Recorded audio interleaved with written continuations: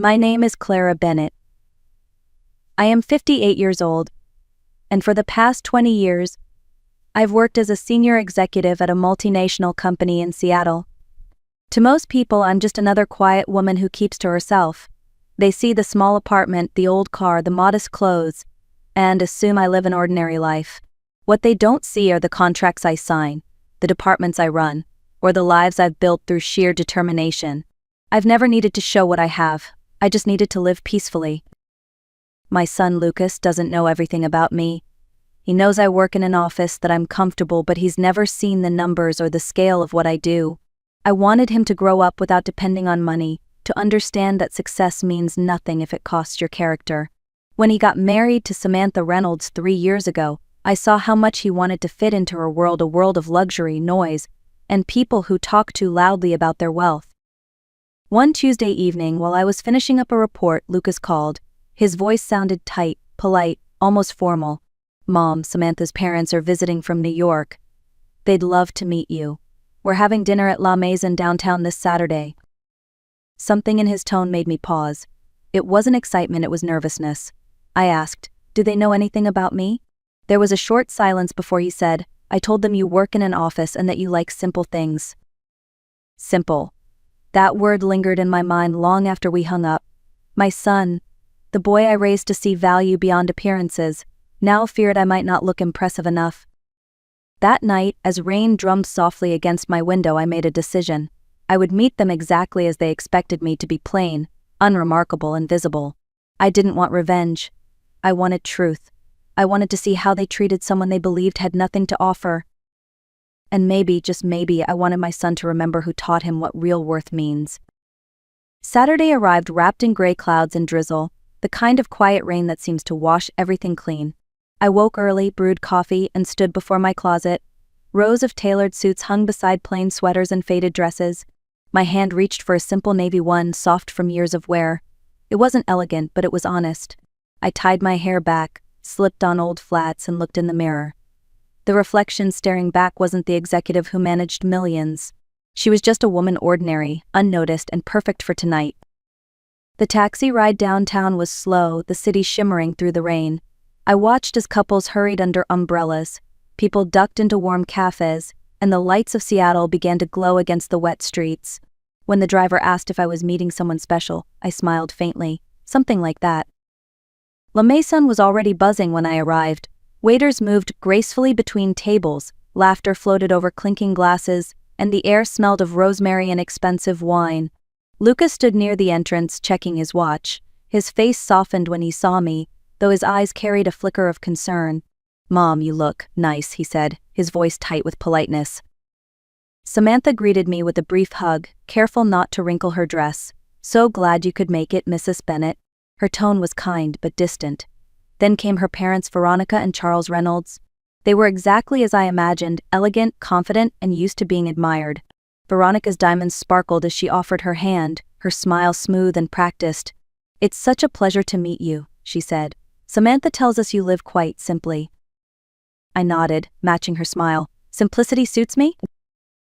As we sat down, the conversation flowed easily on their side. They spoke of vacations, art galleries, and renovations on their third home. When they turned to me, the questions were sharp and polite, like needles wrapped in silk. "Do you manage to cover your bills alone? It must be hard living by yourself." I answered each one with calm politeness. Then Veronica leaned in slightly, voice syrupy sweet. "Lucas has such a generous heart. If you ever need help financially, dear, we'd be happy to assist. Maybe a small allowance each month." I looked at her, smiling gently. "How thoughtful," I said. Inside, I could feel the first stirrings of something deeper, quiet, steady, and waiting. For a moment, no one spoke. The air between us felt heavy, almost fragile. Lucas lowered his eyes, shame flickering across his face. Samantha shifted uncomfortably, her fingers tracing the edge of her napkin. Veronica's smile remained, but her tone softened as if she were speaking to a child. "We just want to make things easier for you, Clara. Perhaps $700 a month, just enough to help with expenses. Lucas and Samantha shouldn't have to worry." I set my fork down quietly and looked at her. $700, I repeated, as if tasting the number. "To make things easier?" She nodded. clearly pleased that I hadn't taken offense. Yes, dear. We know how difficult it must be to manage on your own. Across the table, Charles added, we're fortunate and we believe in helping those who have less. Those who have less. The words landed softly, but they cut deep. I looked at my son, my boy who once beamed with pride every time I achieved something, who now sat silently, letting others decide my worth. I smiled. That's very kind, I said. Then I leaned back slightly. Out of curiosity, how much did you contribute to their home? Veronica blinked, surprised by the question. Oh, 40,000 for the down payment, and 15 for the honeymoon, Paris, of course. I nodded slowly. $55,000. That's about what I make in a single month. The table froze. Charles frowned. I'm sorry? I said. I continued evenly. That's about my monthly income. I'm a regional director at Titan Technologies. I manage operations across 5 states. The people I work with don't measure character in dollars. The color drained from Veronica's face. Samantha's eyes widened. Lucas whispered, Mom. I looked at him gently. You didn't lie, son. You just forgot that simplicity isn't the same as lack. I reached into my bag and took out my corporate card, placing it on the table. Dinner's on me, I said softly. Consider it a courtesy from the woman you thought needed your charity. The waiter appeared, unsure, as the entire table sat in stunned silence. For the first time all evening, I didn't feel small. I felt seen. Outside, the rain had softened into a fine mist. I stepped out of the restaurant before anyone could follow, the chill air brushing against my face like a quiet applause from the night itself. My breath came steady, unshaken. I hadn't raised my voice, hadn't humiliated anyone, but somehow, the truth had done it for me. The valet offered to call a cab. I nodded, thanking him with a small smile. A few moments later, a yellow taxi pulled up, headlights cutting through the fog. I slid into the back seat, exhaling slowly as the city lights blurred past the window. The driver was an older man, his eyes kind behind the rearview mirror. Rough night? He asked. Not rough, I said after a pause. Just revealing. He chuckled softly. That's usually how it goes with family dinners. I smiled. You're not wrong. For a while we rode in silence, the sound of the wipers filling the quiet. Then he spoke again. You look like someone who just told the truth and feels lighter for it. His words caught me off guard, but I laughed quietly. You have a sharp eye. He shrugged. I see all kinds of people in this seat. The ones who talk loud about what they have usually look the emptiest when they get out. I nodded. Richness isn't about noise, it's about peace. He grinned at me through the mirror. You must be very rich then. I looked out the window at the shimmering city, reflections of neon lights dancing on the wet pavement, strangers hurrying beneath umbrellas, the hum of life carrying on. For the first time in a long time, I felt an easy calm spreading through my chest. When the cab stopped in front of my apartment building, I paid the fare and added a tip. The driver smiled. Take care, Mom. As I stepped out, the drizzle kissed my face again. I lifted my chin, breathing in the cool air. Tonight hadn't been about revenge. It had been about remembering who I was and knowing I'd never need to prove it again. The next morning, the city was quiet, washed clean by rain. Sunlight filtered through the blinds, falling across my small kitchen table. I poured myself a cup of coffee and sat down, replaying the previous night in my mind. There was no anger, no satisfaction, just peace, the kind that comes when truth has finally spoken for itself. My phone buzzed. It was Lucas. For a moment, I considered letting it ring, but something in me wanted to hear his voice. I answered. Mom, he began, his tone unsteady. I'm so sorry for what happened last night. I didn't interrupt. He continued. After you left, they tried to justify themselves, saying they were just being kind. But I couldn't listen. I told them everything, what you've done, what you've achieved. They were shocked, and I told them they owed you respect, not pity. I stayed silent, letting him speak. Then his voice broke a little. Samantha cried. She said she never realized how much she sounded like her mother. She wants to come see you, to apologize. I took a slow breath. Apologies are easy, Lucas. Change takes courage. I know, he said softly, but I think she means it, and I want to be better too. There was a long pause. Then he whispered, Mom, I was embarrassed last night, not by you, but by myself. I forgot who raised me. My heart ached at his words, but I smiled. You forgot for a moment, that's all. Remembering is what matters. He exhaled, relief in his voice. I love you, Mom. I love you too, Lucas, I said quietly. But don't say it just to feel better. Live it. After we hung up, I sat by the window, watching the light dance on the wet street below. A group of children ran through puddles, their laughter echoing faintly. Life, I thought, has a way of humbling everyone, some through loss, others through truth. And maybe last night had been both for my son. 3 days later, I heard a soft knock on my door. When I opened it, Samantha stood there holding a small bouquet of daisies. No makeup, no expensive clothes, just a simple beige sweater and jeans. For the first time, she looked like herself, not a reflection of someone else's expectations. Mrs. Bennett, she said softly, may I come in? I stepped aside. Of course. She walked in slowly, her eyes tracing the small apartment, the worn armchair, the books stacked neatly on the table, the faint smell of fresh coffee. It's cozy, she said, almost surprised. Peaceful. I smiled. That's what I like about it. She set the flowers on the counter, her hands trembling slightly. I came to apologize, she said, her voice unsteady.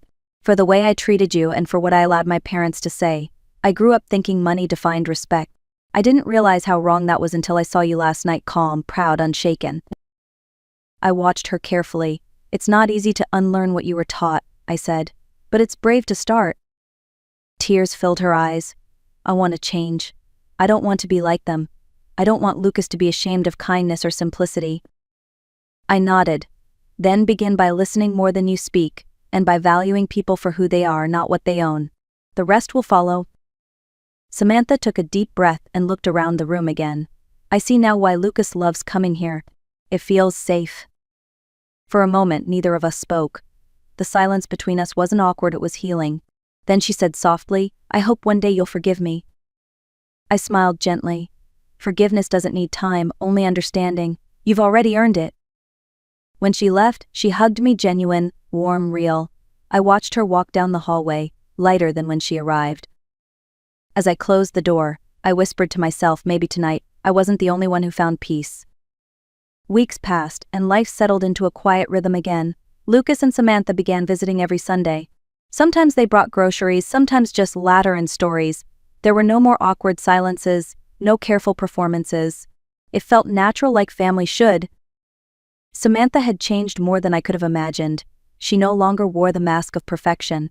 She talked openly about her work, her mistakes, her plans, and every time she laughed, it sounded freer, lighter. One afternoon as we cooked together, she said, You know, Mrs. Bennett, I used to think happiness was expensive. I smiled. And now? She stirred the soup thoughtfully. Now I think it's just quiet. I nodded. Peace is the one luxury most people can't afford because they don't know it's free. Lucas joined us, placing fresh bread on the table. You two sound like philosophers, he teased. Just women who've learned a few lessons, I replied.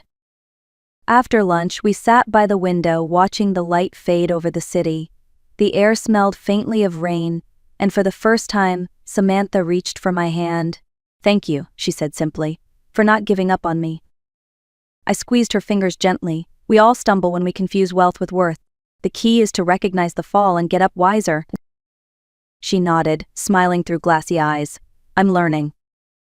Later, as they prepared to leave, Lucas hugged me tightly. Mom, I used to think your silence meant you didn't care. Now I know it meant you were stronger than any of us. I smiled at him. Silence isn't weakness, son. It's power under control. When the door closed behind them, the apartment was quiet again, but this time it didn't feel empty. I looked around at the little space I'd built, filled not with things but with calm. I realized that life doesn't reward the loudest voices, it rewards the ones that stay true when no one's watching. And that truth, I thought, was worth more than all the riches in the world. Months later, the rhythm of my days changed again. I began mentoring younger women at work, single mothers, fresh graduates, women who doubted their own strength. Every week, they'd gather in the small conference room I'd reserved after hours. We'd talk about leadership, balance, and the quiet power of integrity. One evening, a young woman named Grace asked me, Mrs. Bennett, how did you stay strong when people underestimated you? I smiled. By remembering that what others think of you says more about them than about you, and by never confusing wealth with worth. She nodded slowly, her eyes bright. I could see a reflection of my younger self in her, hopeful, uncertain, determined to rise. That night, after everyone left, I stayed in the office for a while. The city glowed outside my window, soft, silver light over the water, 1,000 stories unfolding in every direction. I thought about the night at La Maison, about Veronica's envelope, Lucas's apology, Samantha's tears. None of it hurt anymore. It had all become something else, a lesson, a turning point, a quiet beginning. When I finally went home, I brewed tea and opened my journal. The same one I'd written in the night after that dinner. I flipped to a new page and wrote, "Real power isn't loud. It doesn't need to announce itself. It stands still when others perform. It listens when others brag. And it forgives when others don't know how." I closed the journal and looked around my apartment. Everything I owned fit into this space, yet it felt abundant. Not because of what was here, but because of what wasn't: fear, noise, pretense. I walked to the window, the cool air brushing my face. Down on the street, people hurried home, carrying groceries, holding hands, living ordinary lives. I smiled. Wealth, I thought, isn't about what fills your house. It's about what fills your heart. And as the lights of Seattle shimmered against the night sky, I knew the truth that had carried me all along. Money fades. Dignity doesn't.